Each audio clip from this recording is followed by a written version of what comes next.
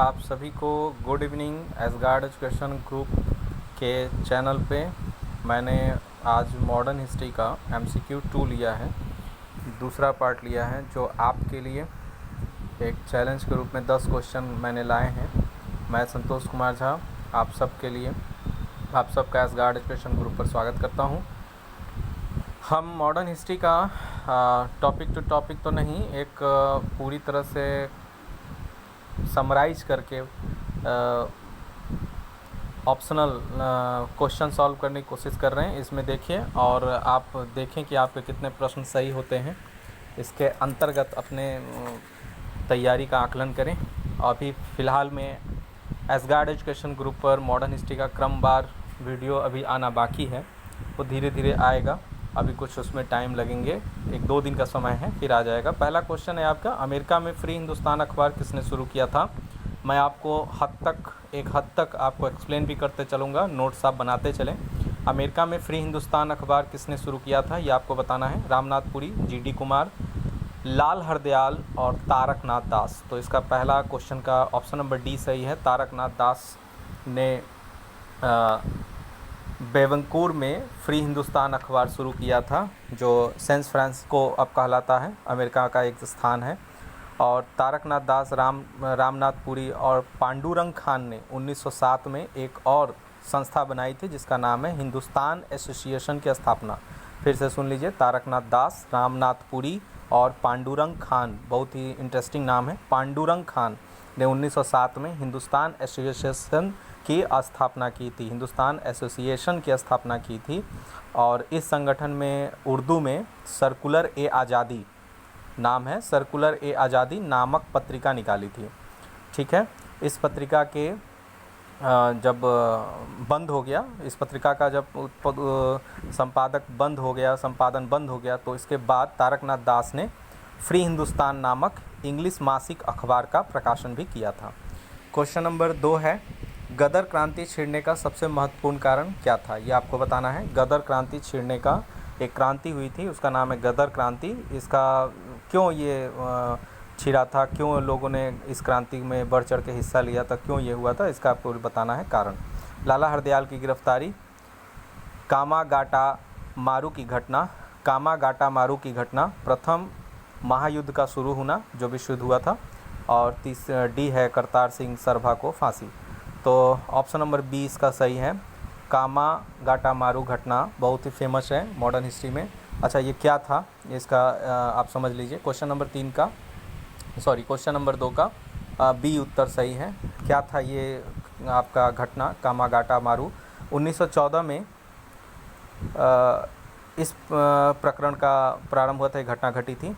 Canada सरकार ने उन भारतीयों पर जो कनाडा में रहते थे और या बाहर से कनाडा आ रहे थे, उस पर प्रतिबंध लगा दिया था। सीधी बात ये, कनाडा जो देश आज भी है, भारत से सीधे कनाडा न आए, इस तरह का उन्होंने नौ परिवहन सिस्टम से उन्होंने बहुत ही ज़्यादा इसमें ऐसे नियम लगा दिए जिससे कि बहुत सारी समस्या होने लगी।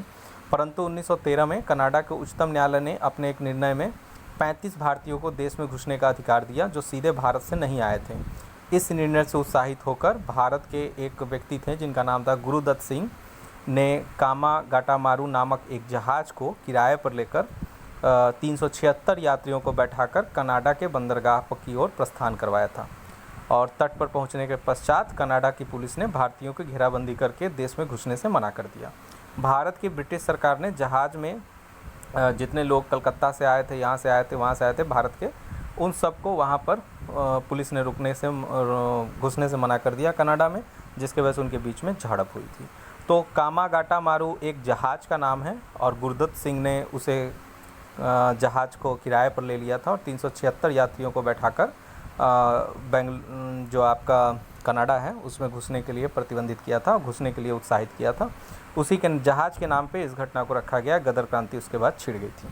क्वेश्चन नंबर 3 है आपका, किस अधिवेशन में होम रूल समर्थक अपनी राजनीतिक शक्ति का सफलतापूर्वक प्रदर्शन कर सकें? कौन सा अधिवेशन ऐसा था? इसमें आपको बताना है। होम रूल समर्थक, जो होम रूल समर्थन किया करते थे होम रूल को, इसके बारे में भी आपको मैं थोड़ा सा बता दूंगा।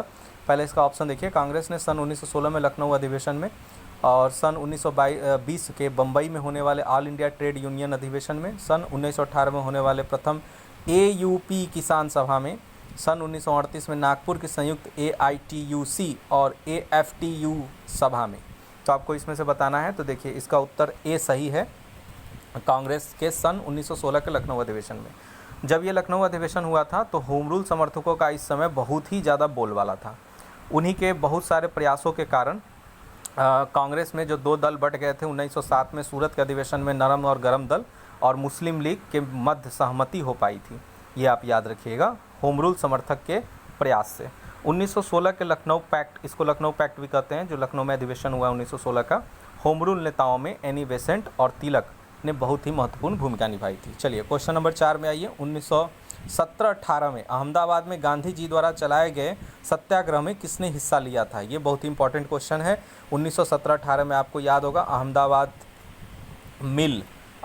मिल सत्याग्रह हुआ था, जिसमें गांधी जी के द्वारा चलाया गया था। इसमें किस वर्ग ने हिस्सा लिया था? तो देखो भैया, कृषक वर्ग था नहीं, औद्योगिक कर्मी इसमें कहेंगे नहीं, जनता तो थी ही, लेकिन इसका उत्तर डी इसका उत्तर सही है, डी मजदूर वर्ग के लिए ये काम हुआ था। ठीक है। और गांधी जी ने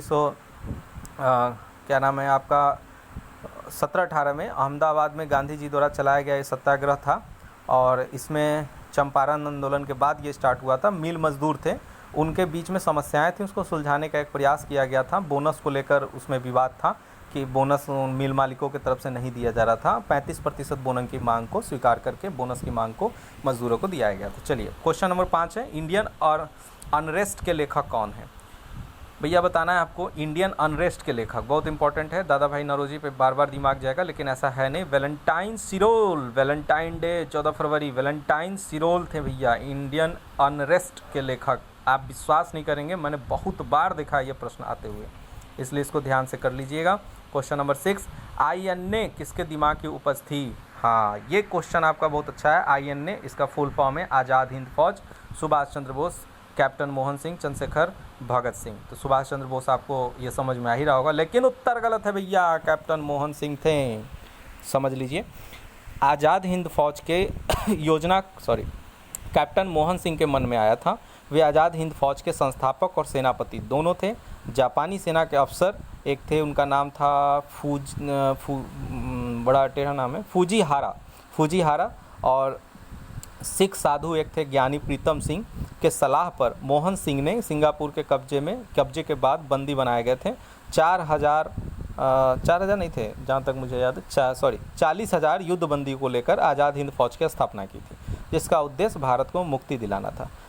उसके बाद आप सीधे ऐसे जान लीजिए, 4 जुलाई 1943 में रास बिहारी बोस ने आज़ाद हिंद फौज तथा इंडियन इंडिपेंडेंस लीग के नेतृत्व का भार सुभाष चंद्र बोस को सौंप दिया। यानी जो आपके कैप्टन मोहन सिंह थे, उन्होंने सबसे पहले रास बिहारी बोस को सौंपा 1942 में, और 1943 में रास बिहारी बोस ने सुभाष चंद्र बोस को आज़ाद हिंद फौज का नेतृत्व पूरी तरह से सौंप दिया। तो हम लोगों को कभी कभी लगता है कि उन्होंने स्थापना किया, लेकिन ऐसा नहीं है। ठीक है।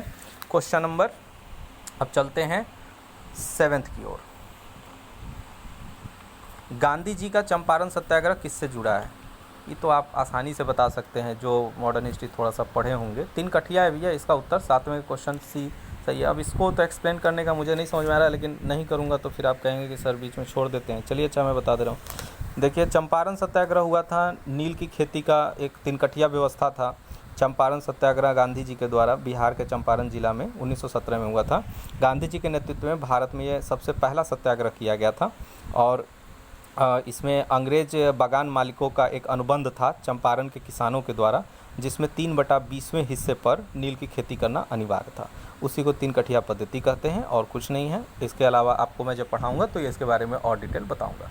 क्वेश्चन नंबर 8 है, उलगुलान विद्रोह किससे जुड़ा था? ये बहुत ही इंपॉर्टेंट क्वेश्चन है, दिमाग घूम जाएगा अगर आपको याद नहीं होगा तो आप कुछ नहीं कर पाएंगे इसमें, इसलिए इस सबको रट्टा मार लीजिए, इसके पीछे की स्टोरी कोऑर्डिनेट करके कॉन्सेप्ट क्लियर कर लीजिए, जैसे भी हो कर लीजिए, क्योंकि वही चीज़ पूछा जाएगा घुमा के जो आपको याद नहीं होता है। उलगुलान विद्रोह किससे जुड़ा है? बिरसा मुंडा से जुड़ा है भैया, याद रखिए, बिरसा मुंडा से जुड़ा है उलगुलान विद्रोह। इसके पीछे की बात मैं आपको बता देता हूँ। 1895 से 1900 के बीच में बिहार के मुंडा आदिवासियों ने जो पहले से जमींदारी व्यवस्था चली आ रही थी, पारंपरिक जमींदारी व्यवस्था उसको बोलते थे, भूमि व्यवस्था में परिवर्तन कराए जाने के खिलाफ बिरसा मुंडा के नेतृत्व में विद्रोह कर दिया था। मतलब आपको परिवर्तन करना है, शुरुआत से जो व्यवस्था चली आ रही ये नहीं मान्य होगी। बिरसा मुंडा का उल गुलान मतलब इसका होता है महान हलचल, तथा इनके विद्रोह को महाविद्रोह यानी उल गुलान विद्रोह कहा गया। इसलिए किस क्षेत्र से ये संबंधित था, किससे जुड़ा था, तो आप याद रखिए बिरसा मुंडा जो आदिवासी के नेता थे। चलिए क्वेश्चन नंबर 9, बिहार बंगाल से पृथक कब हुआ? 1911। भैया पहले बंगाल का हिस्सा था बिहार और उड़ीसा, ठीक है, तो आप ध्यान से समझ लीजिए, बिहार बंगाल से पृथक हुआ है। कब हुआ है? सन 1912 में, और बिहार एक अलग से राज्य बन गया, ठीक है। 10वां क्वेश्चन जो आपका है, भारत में खनिज उत्पादन में समृद्ध राज्य निम्न में से कौन है? 100% आप इसमें फंसेंगे। भारत में खनिज उत्पादन में समृद्ध राज्य निम्न में से कौन है? इन चारों में से बताना है, और भी हैं लेकिन इन चारों में से सबसे ज़्यादा समृद्ध कौन है? तो भैया आप सोच भी नहीं सकते हैं, भैया की दीदियों भी नहीं सोच सकती हैं, मैं बताता हूँ, बिहार। क्वेश्चन नंबर 10वें का सी सही है। अब इसके बारे में कहेंगे सर जी कैसे बिहार बता दे रहे हैं, बिहार के हैं लग रहा है क्या? तो देखिए भैया, भारत में खनिज उत्पादन में बिहार का प्रथम, पश्चिम बंगाल का द्वितीय तथा मध्य प्रदेश का तृतीय स्थान है। बिहार में कुल खनिज का 40% भाग प्राप्त होता है केवल बिहार में। वर्तमान में झारखंड राज्य के अस्तित्व में आ जाने के कारण बिहार का खनिज बहुल्य क्षेत्र झारखंड में चला गया है, तो इसका उत्तर बिहार होगा। इसके साथ मॉडर्न हिस्ट्री का ये आपका चैलेंज जो क्विज 10 क्वेश्चन का था समाप्त होता है। कमेंट तो आप करेंगे नहीं, कोई दिक्कत नहीं है, आप सीखें समझें और अपनी तैयारी में लगे रहें। भविष्य की सारी शुभकामनाओं के साथ नमस्कार।